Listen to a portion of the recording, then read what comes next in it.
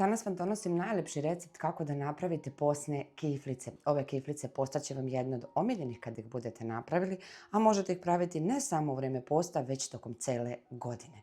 Ukoliko želite da napravite mrsne, potrebno je samo da promijenite dva sastojka, a to je umjesto postnog majoneza da koristite običan majonez i kada dođe do prelivanja kiflica, umjesto postnog margarina koristit ćete maslac i dobit ćete još lepši ukus ovih kiflica. Ono što je potrebno za pripremu ovih kiflica je svega nekoliko sastojaka i veoma se prave jednostavno, brzo, a dobit ćete mekane, vazdušaste i preukusne kiflice. U posudu ću prvo staviti kvasac. Možete koristiti sveži kvasac ili u prahu. Dodat ću 500 ml mlake vode. Promešati koliko samo da se kvasac istopi, potom dodati 2 ravne supene kašike šećera. Ostaviti samo kratko da se kvasac istopi, ne morate čekati da se kvasac aktivira, samo lijepo promešajte da se one grudvice istope u toploj vodi. Odmah zatim dodati i 100 ml ulja, a potom što se tiče testa ja uvijek koristim senčansko glatko brašno tip 400 i brašna će nam biti potrebno između 900 do 950 grama. Dodajte isprva 900 ili čak i manje od 900 i u zavisnosti koje brašno koristite, ni jedno nije isto, dodat ćete ostatak ukoliko je potrebno. Uglavnom testo mora biti mekano i nelepljivo za ruke. Dodala sam prvo malo brašna i sjedinit ću ovom mučkalicom kako bi razbila grudvice, a zatim ću dodati još malo brašna i preko brašna ću dodati 1 ravnu supenu kašiku soli. I to je sve od sastojaka što će biti potrebno. Još malo ću ovako izmiješati, a potom ću dodati ostatak brašna i testo zamesiti rukom. Ja sam utrošila tačno 900 grama brašna i evo kako testo izgleda, mekano je, ali nelepljivo za ruke. Sada ću vrlo malo ulja sipati na dno posude i stavit ću testo i također vrlo malo samo ulja, nekoliko kapi staviti od gore i samo preklopiti ovako testo. Kada dodate ulje, testo će biti još mekše i mnogo lepše za rad. I kada lijepo dole zatvorite testo, ostavljamo ovako u posudi, prekriti kesom ili prijanjajućom folijom kako se ne bi testo od gore sušilo, zatim staviti krpu i ostaviti na toplo mjesto da testo poraste.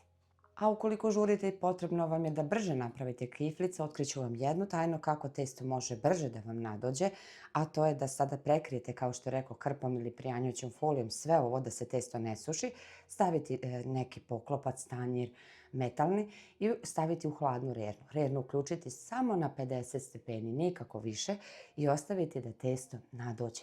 Brže će vam testo nadoći i moći ćete mnogo brže da napravite kako i kiflice, tako i sve ostalo što pravite sa testom. Kada je testo ovako nadošlo, sada ću ga izručiti na dasku ili radnu površinu.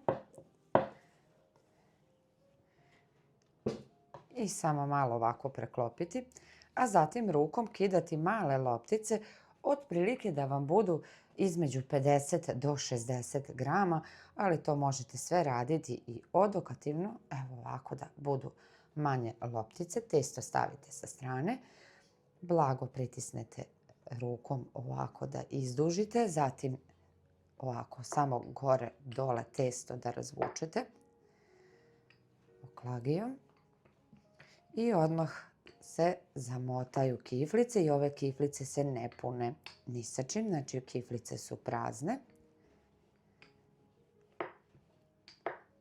I samo ovako lagano, bez mnogo pritiskanja, urolovati da testo između ima malo vazduha.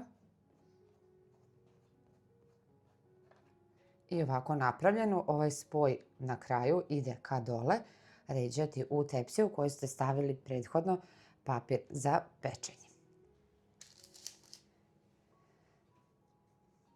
I tako ću sada uraditi i sa ostalim testom.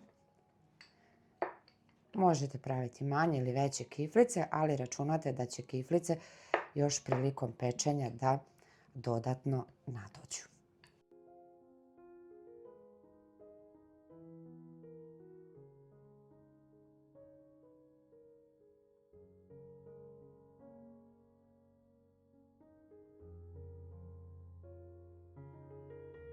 Ovako pripremljene zamotane kiflice sada pokrivam čistom krpom i ostavljam na sobnoj temperaturi, naravno na toplom, da dodatno još malo stoji nadođu.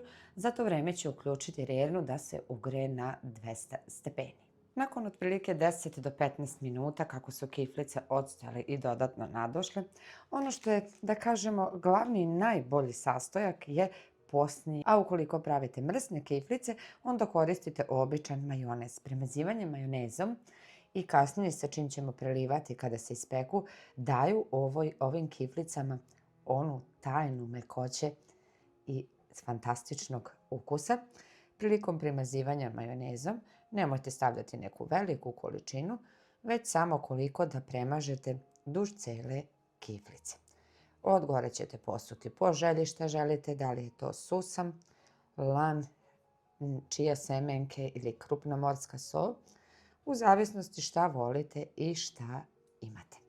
Ja ću preko kiflica koristiti ovako malo susama.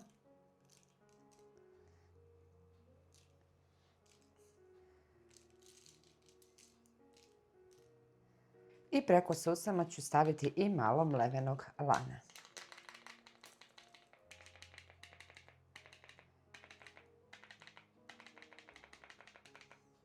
Ovako pripremljene kiflice idu sada u prethodno zagrejanu rernu na 200 stepeni i pecite ih čim porumene, nemojte duže peći, to je nekih otprilike pola sata u zavisnosti od jačine vaše rerne. I kiflice sam tačno pekla 30 minuta na 200 stepeni. Ono što je sada drugi korak koji čini ove kiflice lepim je da možete istopiti posni margarin ili ukoliko nije posno, najbolje koristiti maslac da istopite onako malo jače da propržite i odmah vruće kiflice preliti pa ne baš punom kašikom, ali otprilike ovako dok su vruće svugde po malo ili posnog margarina ili maslaca. I onda ostaviti kiflice da se ohlade. Ovo prelivanje daće kiflicama fantastičan ukus i mekoću. Pomalo ovako svugde preko svake kiflice.